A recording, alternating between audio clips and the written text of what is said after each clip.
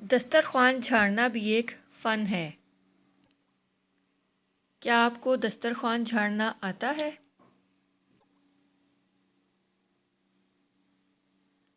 حضرت مولانا سید اصغر حسین رحمۃ اللہ علیہ، جو حضرت میاں صاحب کے نام سے مشہور تھے، بڑے عجیب و غریب بزرگ تھے۔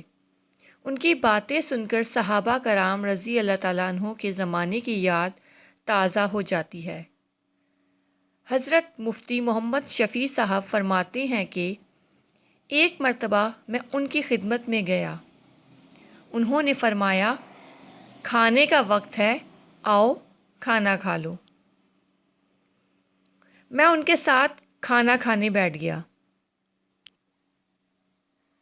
جب کھانے سے فارغ ہوئے تو میں نے دسترخوان کو لپیٹنا شروع کیا تاکہ میں جا کر دسترخوان جھاڑوں، تو حضرت میاں صاحب نے میرا ہاتھ پکڑ لیا اور فرمایا، کیا کر رہے ہو؟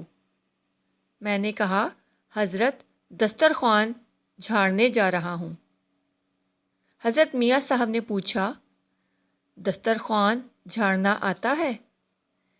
میں نے کہا، حضرت دسترخوان جھاڑنا کون سا فن ہے یا علم ہے جس کے لیے باقاعدہ تعلیم کی ضرورت ہو؟ باہر جا کر جھاڑ دوں گا۔ حضرت میاں صاحب نے فرمایا، اسی لیے تو میں نے تم سے پوچھا تھا کہ دسترخوان جھاڑنا آتا ہے یا نہیں۔ معلوم ہوا کہ تمہیں دسترخوان جھاڑنا نہیں آتا۔ میں نے کہا، پھر آپ سکھا دیں۔ فرمایا، ہاں، دسترخوان جھاڑنا بھی ایک فن ہے۔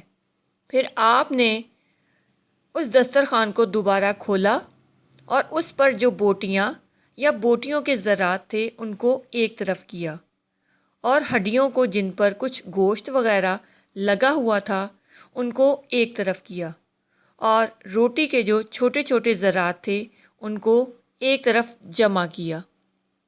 پھر مجھ سے فرمایا، دیکھو یہ 4 چیزیں ہیں اور میرے یہاں ان چاروں کی علیحدہ علیحدہ جگہ مقرر ہے۔ یہ جو بوٹیاں ہیں ان کی فلاں جگہ ہے، بلی کو معلوم ہے کھانے کے بعد اس جگہ بوٹیاں رکھی جاتی ہیں، وہ آ کر ان کو کھا لیتی ہے۔ اور ان ہڈیوں کے لیے فلاں جگہ مقرر ہے، محلے کے کتوں کو وہ جگہ معلوم ہے، وہ آ کر ان کو کھا لیتے ہیں۔